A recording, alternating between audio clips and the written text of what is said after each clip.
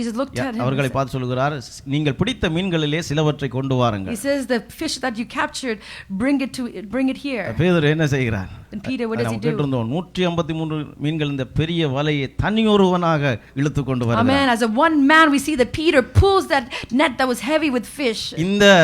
இந்த strength எப்படி அவனுக்கு வந்தது? That strength, where did it come from? தேவனுடைய அன்பு அவன் கண்டுகொண்டான். Because he saw the love of Jesus. நான் விட்டு போனாலும் அவர் என்னை பின்தொடர்கிறானே என்பதை கண்டுகொள்கிறான். Amen. He saw that even though I denied him, he is still மூலமாக ஒரு following me. காரியத்தை நாம் கண்டுகொள்கிறோம்.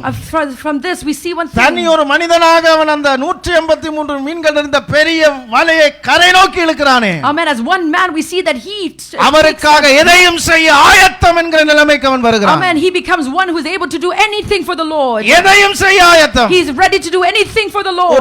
ஒரு நேரத்திலே அவன் இயேசுவை மறுதலித்தவன் தான். At one time he denied Jesus. இப்பொழுது அவருக்காக எந்த தூரம் போகவும் எதையும் செய்ய ஆயத்தமான நிலைமைக்கு பேதுரு வந்திருக்கிறான். But now he is able to do anything for the Lord. அருமையானவர்களே, தேவனுடைய அன்பை நாம் புரிந்து கொள்ள ஆரம்பிக்கிற பொழுது, when we start to know the love of God, அவருடைய அன்பை நாம் புரிந்து கொண்டு நாம் செயல்முறைப்படுத்த ஆரம்பிக்கிற பொழுது, when we know the love of God and we bring it to action, அந்த அன்புதான் அவருக்காக இவ்வளவு தூரம் நம்மை போக வைக்கிறது. Amen. Is a love that brought him. அந்த அன்புதான் அவருக்காக இவ்வளவு காரியங்களை செய்ய ஆரம்பிக்கிறது. That love that we're able to do things. எல்லாவற்றையும் விட்டு இயேசுவிடமாய் நாம் வருவதற்கு எது நமக்கு சொல்லுகிறது? இந்த தேவனுடைய அன்புதான். Amen. To let go of everything and come to Jesus. What is bringing us to Jesus is இந்த அன்பை love. தான் சபையானது புரிந்து கொள்ள வேண்டும். And that is a love that the church to understand. பேதுரு வாழ்க்கையில் அதை பார்க்கிறோம். We see in the life of Peter. நான் என்கிற இடத்திலே இப்பொழுது யார் வந்திருக்கிறார்?